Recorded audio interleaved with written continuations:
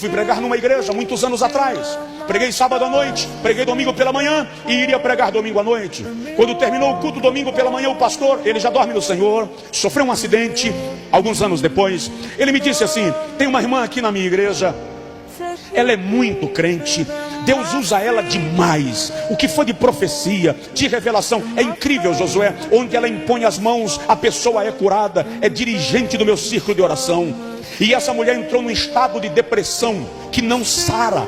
Todos os pregadores que vêm aqui eu levo lá para orar por ela. E eu queria que você fosse lá orar. E o pastor resolveu me levar para orar antes do almoço. Irmão, depois de uma pregação, você tem fome para comer pedra cozida com sal. Com fome, eu fico num estado de impaciência que só a misericórdia do rei. Lá vou eu com fome orar por essa mulher. Quando eu cheguei na casa daquela irmã, você viu um ambiente sujo, mal cheiroso, cheiro de sujeira, de casa abandonada mesmo. Ela estava sentada numa poltrona, com os panos velhos lá forrando a poltrona, quase atrás da porta, tesa, olhando para o nada, os olhos fitos em algum lugar, sem piscar. O marido dela saiu do quarto para nos receber, com a barba por fazer, umas caspas caindo no ombro, na camisa. Você vê que o cara estava com o suor vencido, estava um estado de abandono na casa.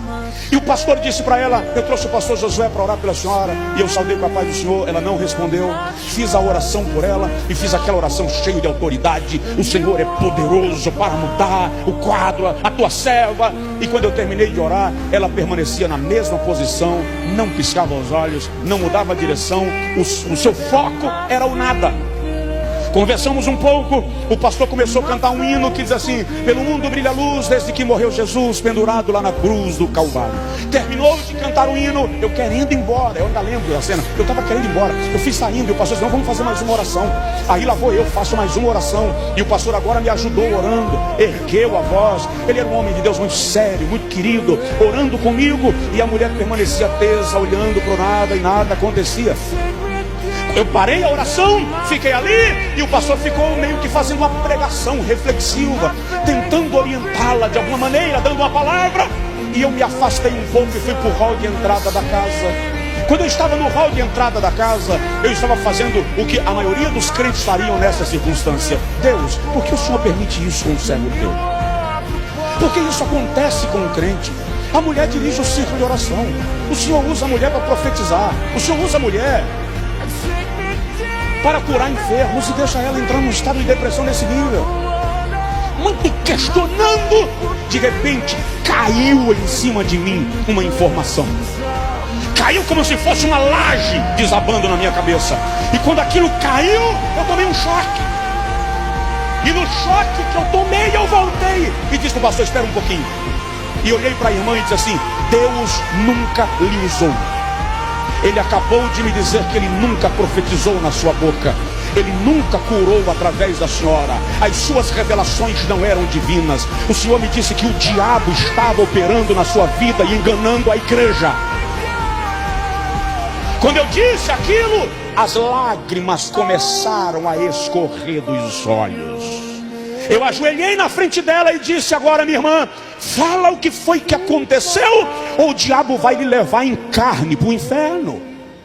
Aí ela abriu a boca, começou a tremer os lábios, mexeu a mão, e ela disse: eu queria muito ser usada por Deus, eu queria muito profetizar, mas eu não estava disposta a viver o que Deus estava requerendo de mim. E um dia, numa madrugada, ela disse: me apareceu uma entidade maligna. E ela disse assim: e eu sabia que era um demônio. E ele me disse: eu vou lhe usar com tudo que você quer. Em troca, eu quero o seu casamento e a vida do seu filho. E ela disse assim, e eu concordei. Daquele dia em diante, ela era a profeta da cidade. Quando ela terminou de falar, eu levantei, me afastei e disse: esse assunto é com a senhora e Deus. Eu não vou orar pela senhora, eu não vou interceder pela senhora, eu vou me afastar, é a senhora quem ora. Eu vou inclusive dar uma margem de distância, porque se Deus quiser mandar um raio e lhe matar, Ele não vai me chamuscar. Se resolva com Deus. Me afastei e voltei a cantar com o pastor. Essa mulher ajoelhou e começou a clamar, e começou a pedir perdão, e começou a gritar. Ela arrancava aqueles trapos de cima do sofá velho, gemia, chorava. Enquanto ela gemia e chorava, de repente a graça de Deus tomou conta daquela sala, e ela começou a falar em línguas estranhas, agora sim, do Espírito Santo. Nós estávamos lá para discernir, e sabíamos que era o Espírito de Deus que havia recebido sua oração.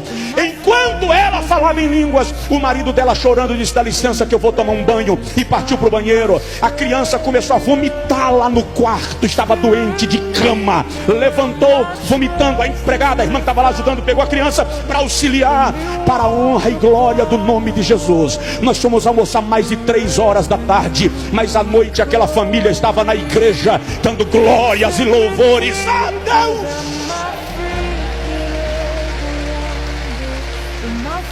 Uma igreja precisa aprender a discernir